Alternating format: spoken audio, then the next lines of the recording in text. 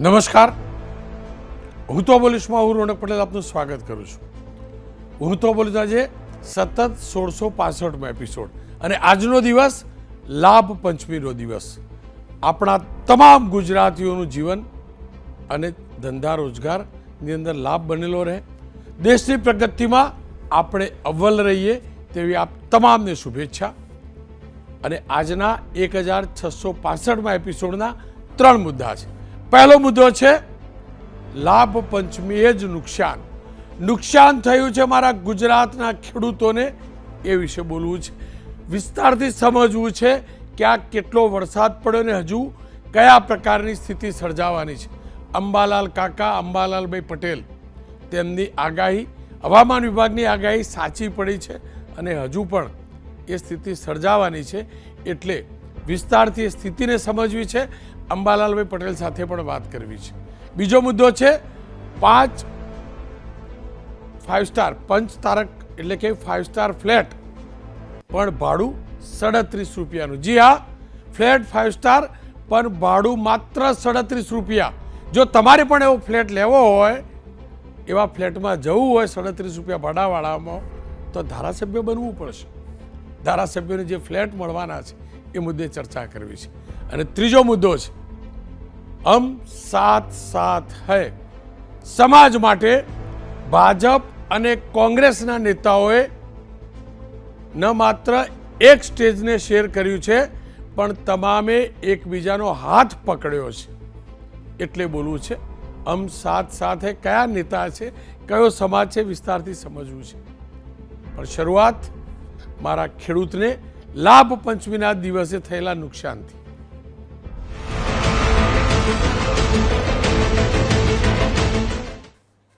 સામાન્ય રીતે દિવાળી પતે એટલે આપણે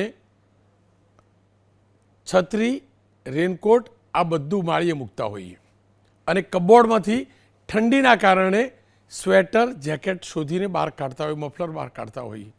પણ સ્થિતિ ઉલટી છે. સ્થિતિ સતત ઉલટી થઈ રહી છે. છેલ્લા 2 દિવસથી હવામાનમાં જબરજસ્ત પલટો આવ્યો છે અને હવે દિવાળી પહેલાં જે માળીએ રેનકોટ ચડાવ્યો હતો, જે છત્રી ચડાવી હતી, એ તો શોધવી જ પડે છે માળિયાથી. સાથે જ તાડપત્રી પણ શોધવી પડે છે. એ સ્થિતિ છે. આજના દિવસની વાત કરું તો સવારથી આજ સુધીમાં રાજ્યના 82 તાલુકાઓમાં કમોસમી વરસાદ પડ્યો છે. સૌથી વધુ નવસારીના જલાલપુરમાં 2.13 ઇંચ વરસાદ વરસ્યો છે. ગઈકાલે નવસારી તાલુકામાં જબરજસ્ત વરસાદ હતો. આજે જલાલપુરમાં વરસાદ ખાબક્યો છે. ગીર સોમનાથના સૂત્રાપાડામાં ગઈકાલે પણ વરસાદ ખાબક્યો હતો, આજે પણ ખાબક્યો છે. આજના દિવસમાં જ એટલે કે સવારે 6 થી અત્યાર સુધીમાં 1.69 ઇંચ વરસાદ. નવસારીના ખેરગામમાં 1.54 ઇંચ, ગીર સોમનાથના કોડીનારમાં 1.54 ઇંચ, નવસારીના ગણદેવીમાં 1.5 ઇંચ, છોટાઉદેપુરના કોંટમાં 1.42 ઇંચ, ગીર સોમનાથના ઉનામાં 1.3 ઇંચ, છોટાઉદેપુરના સંખેડામાં 1.3 ઇંચ, પંચમહાલના જાંબુઘોડામાં 1.26 ઇંચ, નવસારીના ચીખલીમાં 1.1 ઇંચ, તાપીના ડોલવણમાં 1.06 ઇંચ. આટલો વરસાદ ખાબક્યો છે. અને સ્વાભાવિક રીતે જ આ કમોસમી વરસાદ ખેડૂતો માટે, ખેતી માટે ઘાતક છે. ખેડૂતોના થયેલા નુકસાનની તો વાત કરવી જ છે, પણ એ પહેલાં આજે સવારથી વરસાદે જે તબાહી મચાવી છે, જે પ્રકારે વરસાદ વરસ્યો છે, એની વાત કરવી છે. શરૂઆત સુરતથી કરીએ. 5, સવા 5 પણ નહોતા થયા, સૂર્યાસ્ત હજી તો થયો નહોતો અને સુરતમાં અંધાર પણ છવાઈ ગયો. કારણ કે ચારે કોરથી જબરજસ્ત વરસાદ વરસ્યો અને કાળા ડિબાંગ વાદળો છવાયા. વીજળી અને ભારે પવન સાથે સુરત શહેરમાં જબરજસ્ત વરસાદ વરસ્યો છે. એ ગૌરવપથ હોય, પાલનપુર પાટિયા હોય, રિંગ રોડ હોય, ઉધના દરવાજા હોય, અઠવા ગેટ હોય, અડાજણ હોય, તમામ વિસ્તારોમાં ધોધમાર વરસાદ વરસ્યો. અને ચોમાસામાં જેવું પાણી ભરાતું હોય, અમે કહેતા હોય પ્રી મોન્સૂન પ્લાન પાણીમાં, હવે આને કયો પ્લાન કહેવાનો? પ્રી વિન્ટર પ્લાન કહીએ કે શું કહેવું આને? જે પણ હોય, પણ સુરતના વિસ્તારોમાં જબરજસ્ત વરસાદ વરસ્યો છે, ખાબક્યો છે. પડોશમાં ભરૂચ જિલ્લાની વાત કરી લઉં તો ભરૂચ જિલ્લાના 9 તાલુકાઓમાં પણ છૂટોછવાયો વરસાદ રહ્યો છે. જંબુસર, આમોદ, વાગરા એમાં હળવો વરસાદ થયો. તો ભરૂચ, ઝઘડિયા, અંકલેશ્વર, હાસોટ, વાલિયાની અંદર કમોસમી વરસાદે ખેડૂતોની ચિંતા વધારી છે. છેલ્લા 2 દિવસથી આ જ પ્રકારે વલસાડ જિલ્લામાં પણ વરસાદી માહોલ છે. વલસાડ શહેરમાં પવન સાથે વરસાદ વરસ્યો, રોડ રસ્તા પર પાણી ભરાયા. વલસાડના વાપીમાં પણ આ જ પ્રકારની સ્થિતિ. વાપી શહેરની આસપાસના વિસ્તારોમાં પણ જબરદસ્ત વરસાદ વરસ્યો. ગઈકાલે વલસાડ વાપી વચ્ચે નેશનલ હાઈવે પર ધોધમાર વરસાદ વરસ્યો અને પાણી પણ ભરાયા હતા. ઉમરગાંવ તાલુકાઓમાં પણ આ જ પ્રકારનો વરસાદ હતો. નારગોલમાં પણ ધોધમાર વરસાદ હતો. વલસાડના ધરમપુરમાં પણ આ જ પ્રકારે વરસાદ વરસ્યો છે અને જનજીવન પ્રભાવિત થયું છે. તાપી જિલ્લાની અંદર પણ આ જ પ્રકારનું માવઠું છે. આ તમામ જિલ્લા દક્ષિણ ગુજરાતના છે. વ્યારા, ડોલવણ, વાલોડ, બાજીપુરા સહિતના ગ્રામીણ વિસ્તારોમાં કમોસમી વરસાદ વરસ્યો. વ્યારા શહેરમાં પણ નવા બસ સ્ટેશન વિસ્તારની અંદર ભારે પવન સાથે આજે વરસાદ વરસ્યો હતો. હવે નવસારીની વાત કરી લો. નવસારી જિલ્લામાં તો ગઈકાલથી ધોધમાર વરસાદ હતો. ગઈકાલથી આજ સવાર સુધીમાં નવસારીમાં સૌથી વધુ વરસાદ હતો. આજે શહેરમાં થોડોક વરસાદ નવસારીમાં ઘટ્યો, પણ પડોશમાં જલાલપુરમાં એટલો જ વરસાદ થયો.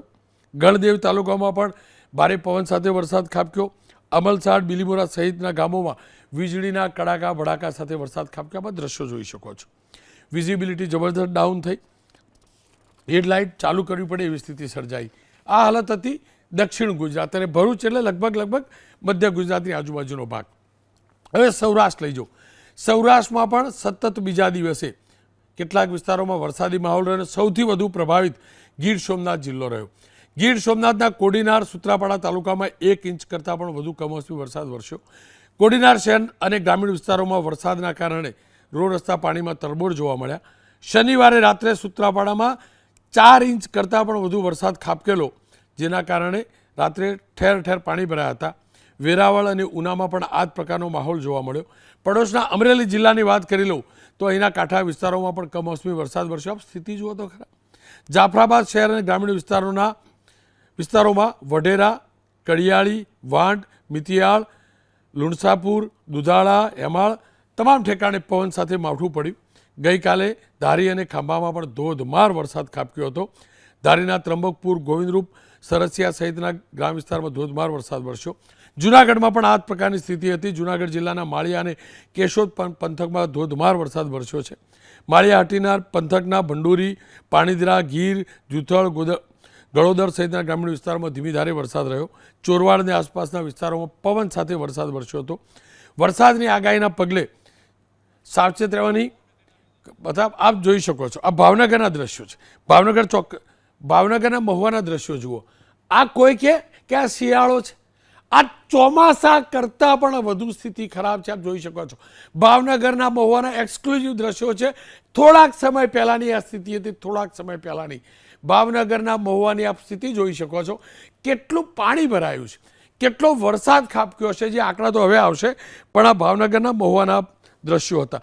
સુરેન્દ્રનગર જિલ્લામાં પણ માર્કેટયાર્ડ, ખાસ કરીને માર્કેટયાર્ડે સતર્ક કર્યા હતા. ખેડૂતોને જણસને પ્લાસ્ટિકથી ઢાંકી રહેવાની સલાહ પણ આપી હતી. ભાવનગરના મહુવા અને રાજકોટના ગોંડલ પંથકમાં પણ કમોસમી વરસાદ ખાબક્યો હતો. આપ ભાવનગરના તો દ્રશ્યો જોતા હતા. ફરી જોજો દ્રશ્યો. કેવી હાલત ભાવનગરમાં થઈ છે આપ જોઈ શકો છો. એક પણ સેકન્ડ પૂરતું લાગે છે કે આ શિયાળો શરૂ થયો છે. આ ભર ચોમાસી સ્થિતિ હોય ને એવી સ્થિતિ છે.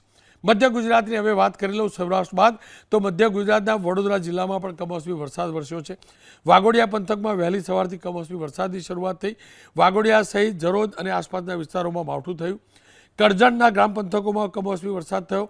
કરજણ શહેર, નેશનલ હાઈવે, દાવડ ચોકડી, આમોદ રોડ, પાદરા રોડ સહિતના વિસ્તારોમાં પણ આ જ પ્રકારનો વરસાદ જોવા મળ્યો. ડભોઈમાં પણ આ જ પ્રકારનો વરસાદ જોવા મળ્યો. ડભોઈના ટાવર બજાર, ઠરસવા રોડ, સિનોર 4 રસ્તા, ડેપો વિસ્તારમાં પણ વરસાદી ઝાપટા જોવા મળ્યા. વેગા, થરસવા, ફરતી કોઈ, પુણા, વસઈ જેવા ગ્રામીણ વિસ્તારોમાં પણ વરસાદ જોવા મળ્યો. પાવાગઢના દ્રશ્યો જોજો. પાવાગઢ માના દર્શને આપણે જતા હોઈએ છીએ ને એ પગથિયા, એ બજારોમાં જોઈ શકો છો કયા પ્રકારની સ્થિતિ છે. મોટી સંખ્યામાં યાત્રાળુ છે. વેકેશન હજુ પણ છે, પરંતુ કેમ કે આજે લાભ પંચમીથી સાથે રવિવાર પણ હતો, છેલ્લો રવિવાર હતો, કદાચ જે વેપાર ધંધા સાથે જોડાયેલા છે એમને તો મોટી સંખ્યાની અંદર યાત્રીઓ પહોંચ્યા હતા. પણ આપ જોઈ શકો છો પાવાગઢ વિસ્તારની આ સ્થિતિ છે.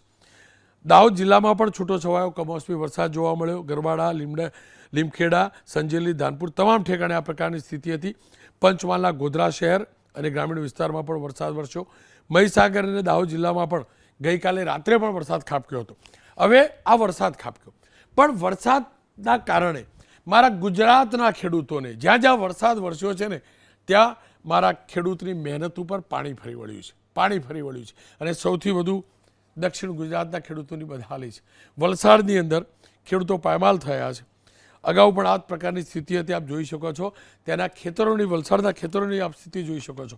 ડાંગર, શેરડી, તુવેર સહિતના પાકો જે છે એ ભોંય ભેગા થઈ ચૂક્યા છે. વલસાડ જિલ્લામાં 75,000 હેક્ટરમાં ડાંગર પાકનું વાવેતર કરાયું હતું. કમોસમી વરસાદના કારણે જે ડાંગર તૈયાર થયો હતો, આપ જોઈ શકો છો. જેનું પર ખેતર હશે એ મારા ખેડૂતની હાલત શું હશે, શું હાલત હશે. આ લીલોછમ ડાંગર જોઈએ ખેડૂત હરખાતો હતો, દિવાળીના આગલા દિવસ સુધી હરખાતો હતો, પણ જેવી આગાહી થઈ, ખેડૂત કરે તો કરે શું? બિચારો પાપડો થઈ ગયો, કુદરત સામે ખેડૂત મજબૂર થઈ ગયો. સુરતની વાત કરી લો. સુરતના ઓલપાડ પંથકની અંદર ડાંગર મોટા પાયે થાય છે અને ડાંગર પૌવાની અંદર અપાતો છે. ગઈકાલે જેવો વરસાદ શરૂ થયો, મારો ખેડૂત આખી રાત જાગ્યો છે. અનેક ખેડૂતોના ફોન આવ્યા હતા. ખળાની અંદર જે ડાંગર કાપેલો પડ્યો હતો એની પાસે સંગ્રહ કરવાની જગ્યા નથી, તો ઉચકીને એને રાત્રે રોડ ઉપર મૂક્યો છે. રોડ ઉપર એટલે મૂક્યો કે પેલી જમીનમાં ભીજાઈ જાય. હવે રોડ ઉપર મૂક્યા પછી પણ વરસાદ એટલો પડ્યો કે રોડ ઉપર લાવેલી ડાંગર પણ મારા ખેડૂતની પલળી ગઈ છે. અને એટલે જ કેટલાક ખેડૂતો જે તૈયાર હતો ડાંગર, એની ટ્રક અને ટ્રેક્ટરો લઈ જહાંગીરપુરામાં આવેલા જીનિંગ મિલમાં પહોંચ્યા હતા.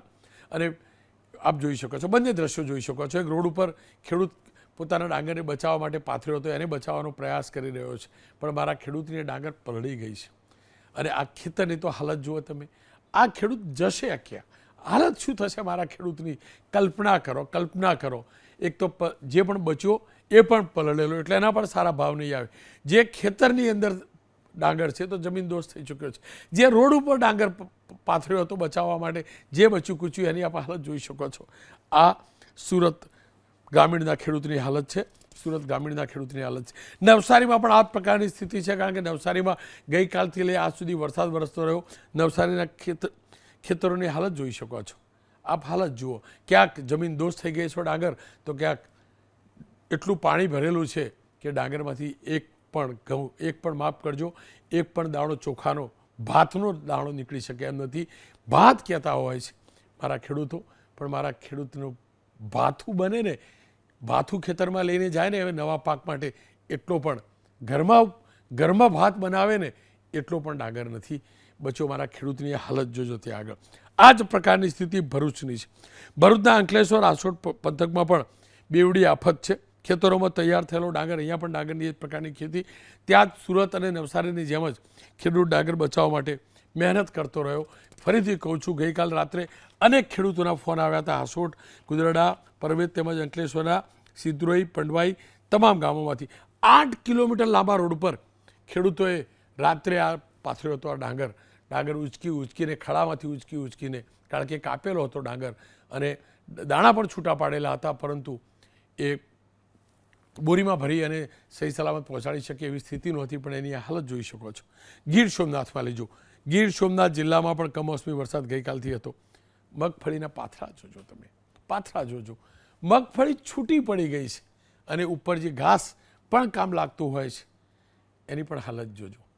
મગફળીના દાણા મારા ખેડૂતને વીણતો મેં જોયો છે. એવા અનેક ઠેકાણેથી દ્રશ્યો આવ્યા છે, અનેક ઠેકાણેથી. અને સૂત્રાપાડા તાલુકામાં આ જુઓ, આ બેનને જુઓ, મગફળી એકઠી કરેલી. કલ્પના કરો, પરસેવો પાડ્યો છે મારા ખેડૂતે. એની હાલત શું થઈ છે? પૂરો તૈયાર થઈ ચૂક્યો હતો પાક, પૂરો તૈયાર થઈ ચૂક્યો હતો, અને જેનો તૈયાર પાક હતો એની પણ એ હાલત છે. અને જે ખેતરમાંથી કાઢવાને પાથરામાં પડ્યો હતો એ પાથરા પણ હવે લઈ શકાય એમ નથી. એક દાણો, એક તરતો દાણો પાણીની અંદરથી મારો ખેડૂત કાઢી રહ્યો છે, એનું પરિવાર કાઢી રહ્યો છે. આપ જોઈ શકો છો. આપણે તમામ દિવાળીનું વેકેશન મનાવીએ છીએ, ફરવા જઈએ છીએ. મારો ખેડૂત ક્યાં ફરવા જાય? આબ નીચે જીવનભરનું જેને રોકાણ કરેલું છે, ખુલ્લા આકાશ નીચે રોકાણ કરેલું છે, એક આખી સિઝન પરસેવો પાડ્યો છે, મોંઘું ખાતર, મોંઘી મજૂરી, તમામ પ્રકારની ખર્ચા કર્યા બાદ છેલ્લા દિવસોમાં મારા ખેડૂતની હાલત થઈ છે. કેવી રીતે ઉજવે લાભ પંચમી? કેવી રીતે ઉજવે? કેવો લાભ હતો? આ હાલત છે મારા ખેડૂતની, ગીર સોમનાથના ખેડૂતની આ હાલત છે. અને આ દર્દ છે. સરકારે હજી અગાઉના વરસાદનું પેકેજ હમણાં તો 4-5 દિવસ પહેલાં જાહેર કર્યું, અને અમે પણ કહેતા હતા કે દિવાળી ખેડૂતોની સુધારી. ક્યાં સુધરી? અહીંના સરકારે પેકેજ જાહેર કર્યું તો ઉપરવાળી સરકારે છીનવી લીધું મારા ખેડૂત પાસેથી, બધું છીનવી લીધું છે આ વિસ્તારના ખેડૂતો માટે. અને એટલે જ ખેડૂત ખેતરથી ભાગે છે. નવું જનરેશન ખેતી કરવા માગતું નથી, કારણ કે પાક સલામત નથી, પાક વીમો તો રહ્યો નથી, પાક સલામત નથી. પાપ કોઈ કરે છે, ઋતુચક્ર એટલે બદલાય છે, ગ્લોબલ વોર્મિંગના કારણે ઋતુચક્ર બદલાય છે અને મારા ખેડૂતનું તકદીર બદલાય છે, મહેનત નષ્ટ થાય છે. અને હજુ પણ આ જ પ્રકારની સ્થિતિ, આ જ પ્રકારના સમાચાર જાણવા મળે છે. જૂનાગઢની અંદર પણ દ્રશ્યો જોજો તમે, ખાતર માટે લાઈનો ખેડૂતને લગાવતા જોયા. આજે મારો જૂનાગઢનો ખેડૂત વહેલી સવારથી તાડપત્રી લેવા માટે દુકાન પર લાઈન લગાવતો હતો, સવારે 5:30-6 વાગ્યેથી કે તાડપત્રી લઈ જવું અને જે પણ મગફળી પડી છે ને એની ઉપર ઢાંકવું. જો આ સ્થિતિ, આ પાથરાને ઢાંકવા માટે મારો ખેડૂત વહેલી સવારથી કેશોદની અંદર લાઈન લગાવતો હતો અને લઈને પહોંચ્યો ખેતરમાં, પણ ખેતરમાં પહોંચે એ પહેલાં પાથરા પલળી ચૂક્યા હતા. આ સ્થિતિ છે જૂનાગઢની, આ સ્થિતિ છે. અને એટલે જ ગીર સોમનાથ જૂનાગઢના સાંસદે, ખાસ કરીને જૂનાગઢના સાંસદ રાજેશ ચુડાસમાએ મુખ્યમંત્રીને પત્ર લખ્યો છે અને કહ્યું છે મગફળી, સોયાબીન સહિતના પાકોમાં વ્યાપક નુકસાન છે, એટલે ઘાસચારો પણ બગડ્યો છે અને વહેલી તકે આર્થિક પેકેજ જાહેર કરવામાં આવે. આ જ રીતે આજે તાલાલાના ધારાસભ્ય પણ પહોંચ્યા હતા, એમને જાત તપાસ કરી છે અને દ્રશ્યો પણ કદાચ હશે મારી ટીમ પાસે, એમને જાત તપાસ કરી આપ જોઈ શકો છો. ભગાભાઈ બારડ, ભગાભાઈ પહોંચ્યા, ખેડૂતોનું દર્દ જાણ્યું છે અને ભગાભાઈના એ શબ્દોને એટલે ટેલિકાસ્ટ કરું છું, વિભાગ તો સાંભળશે, જીતુભાઈ પણ સાંભળશે, કારણ કે જીતુભાઈએ આ વિભાગની કમાન લીધા પછીનું આ પહેલું માવઠું છે. દુર્ભાગ્યવશ હજી તો ઓફિસમાં પાછા આવશે આવતીકાલે સોમવારે, મંગળવારે. એ પહેલાં આ દ્રશ્યો અને આવા અનેક લેટરો પણ એમની પાસે પહોંચ્યા હશે. ભગાભાઈનું એ દર્દ કૃષિ વિભાગના અધિકારીઓ સાંભળી લે. કમોસમી વરસાદ, માવઠાને કારણે અતિ પારાવારક નુકસાન દરિયાકાંઠાના ખેડૂતોને, ખાસ કરીને આપણા સુદ્રાપાડા તાલુકામાં પણ નુકસાન થયું છે. અને એ જાત નિરીક્ષણ કરવા માટે હું અત્યારે વડોદરા ઝાલા ગામે અહીંયા ખેડૂતોના ખેતર ઉપર જ ઊભો છું. ઘણા પાથરાઓ બહાર કાઢેલા છે, લણવાના બાકી છે, ઘણી મગફળી છે ખેતરમાં છે, પણ એ પણ આ વરસાદને કારણે મગફળી ઉગી જવાની છે અંદર, એ ખરાબ થઈ જવાની. અને આ તો બિલકુલ તડકો નીકળશે એટલે પાથરાઓ બટાઈ જવાના છે, નહીં ચારો કામ આવે, નહીં મગફળી. એટલે ઘણું બધું નુકસાન પણ અત્યારે આ વરસાદને કારણે થયું છે ખેડૂતોને. રજૂઆત કરશો પર આમના માટે આ બધું, આ જ પ્રકારની સ્થિતિ છોટાઉદેપુરના ખેડૂતોની છે. છોટાઉદેપુરમાં સોયાબીન સહિતનો પાક નષ્ટ થઈ ચૂક્યો છે, જમીનદોસ્ત થઈ ચૂક્યો છે. પંચમહાલની અંદર પણ આ જ પ્રકારની માઠી બેઠી છે. ડાંગરનું 49,000 હેક્ટર વાવેતર હતું, પણ ત્યાં પણ સ્થિતિ સારી નથી. આ તમામની વચ્ચે અંબાલાલભાઈ પટેલ, જેમને પહેલાં પણ આગાહી જાહેર કરી હતી, મને યાદ છે નવરાત્રિના દિવસોમાં એમને કહ્યું હતું કે દિવાળીને ત્યારબાદ કમોસમી વરસાદ આવશે, માવઠાની આશંકા વ્યક્ત કરી હતી. અને જયેશભાઈ પટેલ ખેડૂત અગ્રણી છે, અંબાલાલ કાકા પાસેથી સમજીશું, પણ એ પહેલાં જયેશભાઈ આપની પાસેથી જાણવું છે કેટલું મોટું નુકસાન થયું છે મારા ખેડૂતને,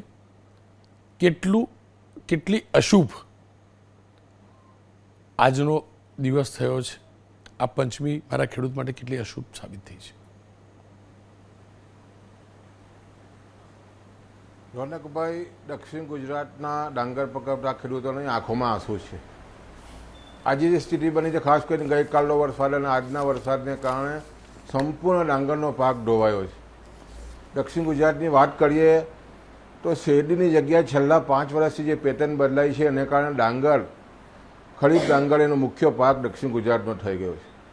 અને જે રીતે આપ જે રીતે વાત કરતા હતા, આજે જ એક ખેડૂત સવારે એક વડીલ મળ્યા કે એવું કઈ પાકને કારણે આજે ખેડૂતોને સોસવાનું આવી રહ્યું છે. જળવાયુ પરિવર્તનની જે સીધી અસર આજે તમે જોવો તો ખેડૂતો પર સૌથી વધારે થઈ રહી છે.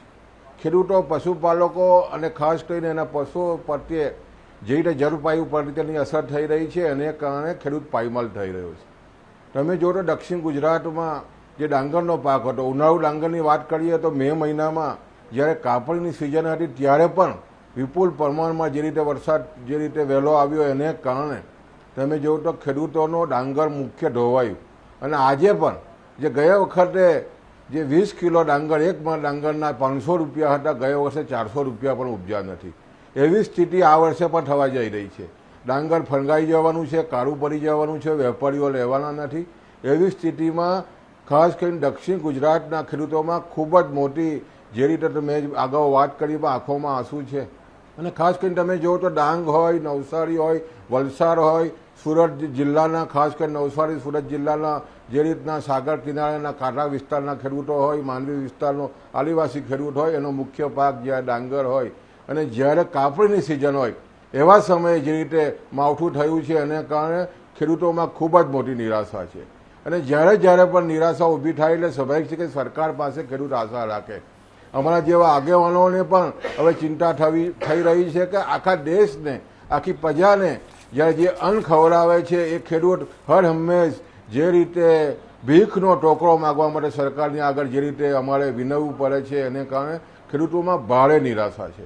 અને જળવાયુ પરિવર્તનની સૌથી વધારે અસર જ્યારે ખેડૂતોને થઈ રહી હોય ત્યારે, અને જે રીતે પેકેજો જાહેર થઈ રહ્યા છે એમાં જે નુકસાનના જે આંકડાઓની પ્રમાણે ખેડૂતોને વળતર મળવું જોઈએ એ વળતર ખૂબ જ ઓછું મળે છે. એટલે ફરી પાછું ખેડૂતોની તરફથી અમારા આગેવાનોની પણ અમારી માંગણી છે આજે સરકારશ્રી સમક્ષ. જીતુભાઈ વાઘાણી સાહેબ જે મજબૂત નેતૃત્વ જ્યારે કૃષિ મંત્રી બન્યા છે ત્યારે ખેડૂતો ખૂબ જ મોટી આશા છે. અને ખાસ કરીને જે રીતે અત્યારે જે રીતે પેકેજ જાહેર થયું ઉત્તર ગુજરાતના ખેડૂતો માટે, હું એમ માનું છું કે આવનારા દિવસોમાં જે રીતે જળવાયુ પરિવર્તનની અસર ખેડૂતોને થઈ રહી છે ત્યારે આવનારા દિવસોમાં વીમા કવચ જે બંધ સરકારે કર્યું છે, રોનકભાઈ એને ફરી શરૂ કરવાની જરૂરિયાત છે કે માંડ હેક્ટર 11,000 રૂપિયા જ્યારે રાહત મળતી હોય એ ખૂબ જ નજીવી છે. એમાં ખેડૂત કોઈ પણ હિસાબે ટકી શકવાનો નથી. રાજ્ય સરકાર, કેન્દ્ર સરકારમાં અમે મજબૂતાઈથી રજૂઆત રોનકભાઈ કરી છે કે આવનારા દિવસોમાં જો આવા માવઠાઓ સામે, કુદરત સામે જો ખેડૂતોને ટકાવો હશે તો ફરી પાછું જે રીતે વડાપ્રધાન જે રાહત વીમા યોજના છે એ સરકારની વીમા કંપની બનાવીને, હું એમ માનું છું કે તો જ ખેડૂત ટકવાનો છે. જી જયેશભાઈ, આપની વાત સાચી છે. અને વીમો હોય તો એ મર્યાદા નહીં રહે કે 2 હેક્ટર કે 3 હેક્ટર. અને જો સરકારની વીમા કંપની રહે તો પેલી નફાખોરીવાળો ખેલ ન રહે. આપનો ખૂબ ખૂબ આભાર જયેશભાઈ. દર્દ ત્યાં છે કે આટલેથી અટકતું નથી. હવેની જે આગાહી છે એ પણ ચિંતાજનક છે. આવતીકાલે રાજ્યના મોટાભાગના જિલ્લાઓમાં યલો એલર્ટ હવામાન વિભાગે આપ્યું છે. કચ્છ, મોરબી, સુરેન્દ્રનગર, જામનગર, દેવભૂમિ દ્વારકા, રાજકોટ, પોરબંદર, જૂનાગઢ, બોટાદ, ભાવનગર, પાટણ, બનાસકાંઠા, મહેસાણા, સાબરકાંઠા, ગાંધીનગર, અરવલ્લી, મહીસાગર, ખેડા, અમદાવાદ, આણંદ, ભરૂચ, સુરત, નવસારી, વલસાડ, સંઘ પ્રદેશ, દમણ, દાદરા નગર હવેલીમાં પણ વરસાદનું એલર્ટ છે. જ્યારે અમરેલી, ગીર સોમનાથ અને દીવમાં હવામાન વિભાગે ઓરેન્જ એલર્ટ આપ્યું છે. એટલે યલો એલર્ટ કરતાં પણ વધુ ચિંતાજનક એ એલર્ટ છે. અંબાલાલભાઈ પટેલ સાથે વાત કરવી અને સમજવું જરૂરી છે કેવી સ્થિતિ સર્જાવાની છે આજ રાતથી કાલ સુધી અને ત્યારબાદના દિવસોમાં એ પણ જોઈ લઈએ.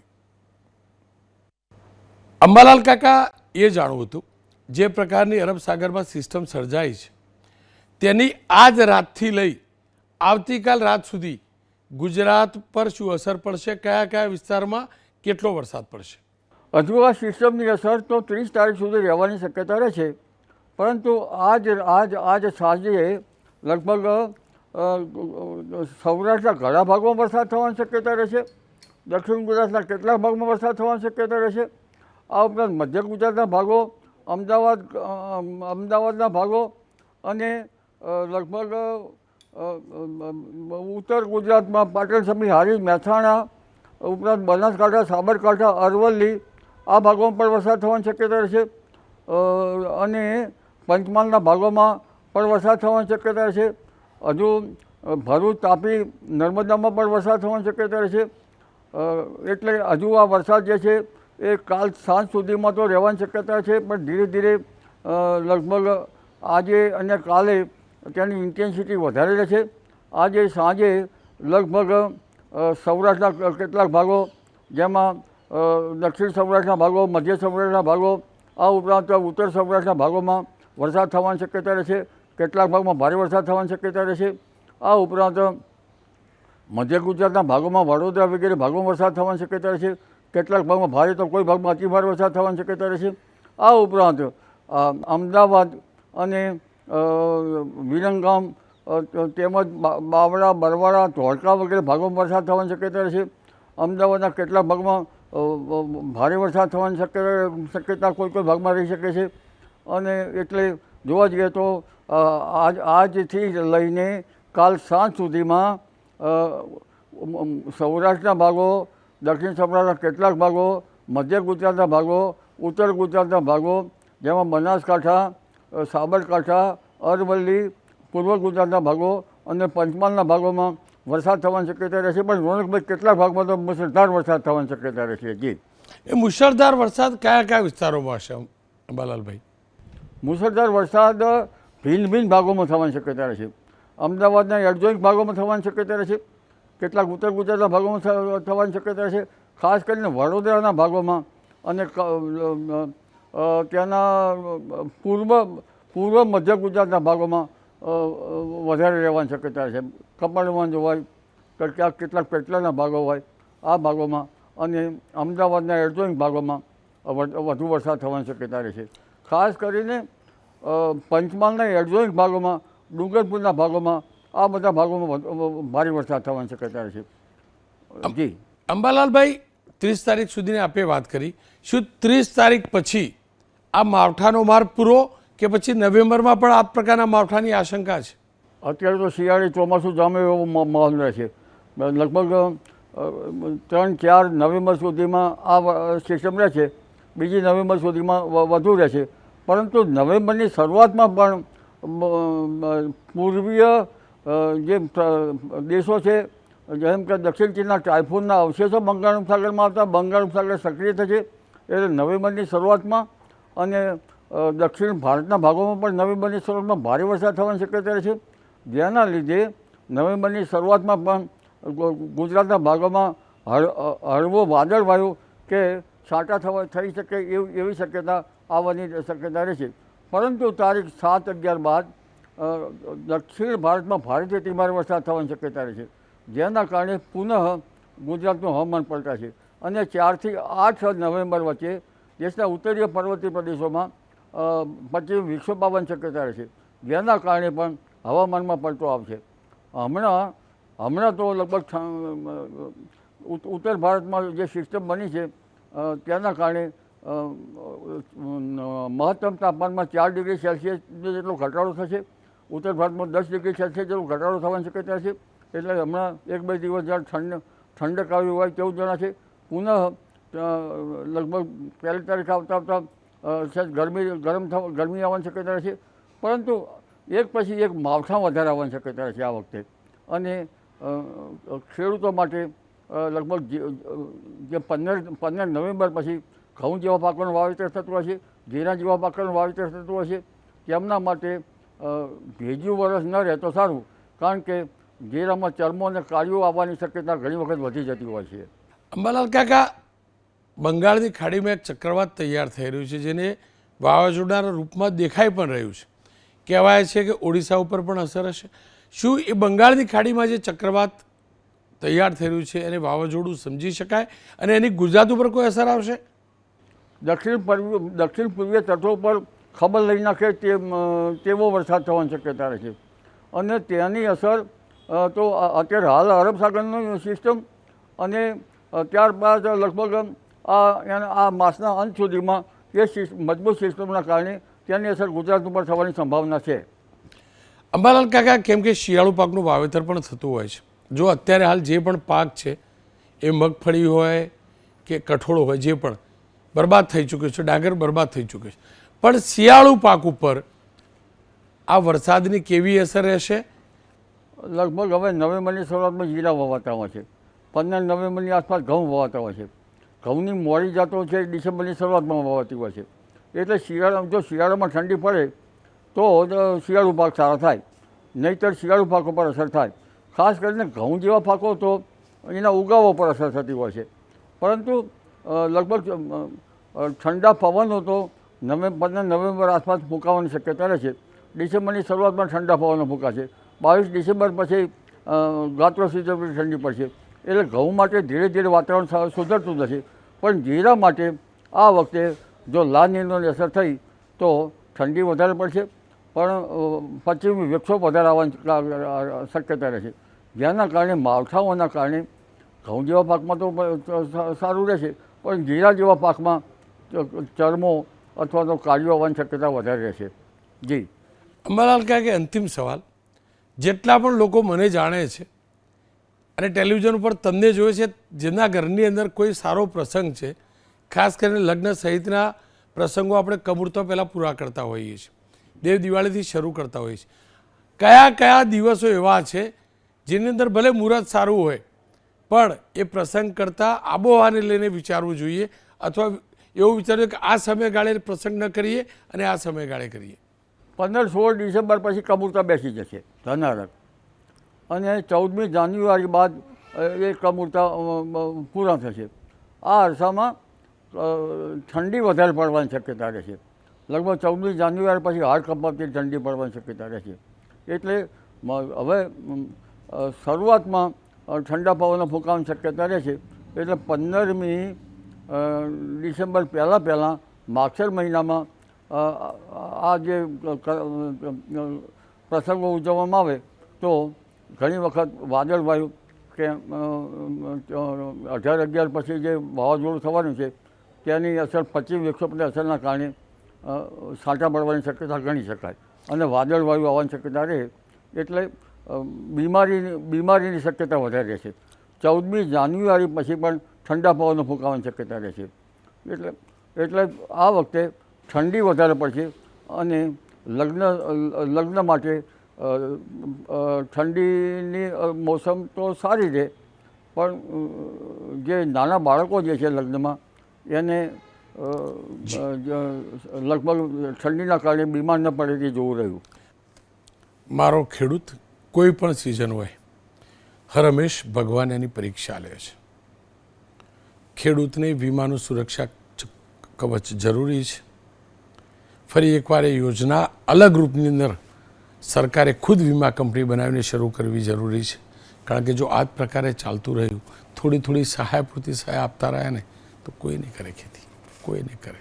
ભગવાનની પ્રાર્થના, અંબાલાલ કાકાની આગાહી ખોટી પડે, તમામ આગાહીકારોની આગાહી ખોટી પડે, સરકારી વિભાગની પણ આગાહી ખોટી પડે, અને કાલ સવારથી જ સૂર્યદાદાના દર્શન થાય અને મારા ખેડૂતનો વધેલો ઘટેલો પાક પણ બચી જાય એવી પ્રાર્થના.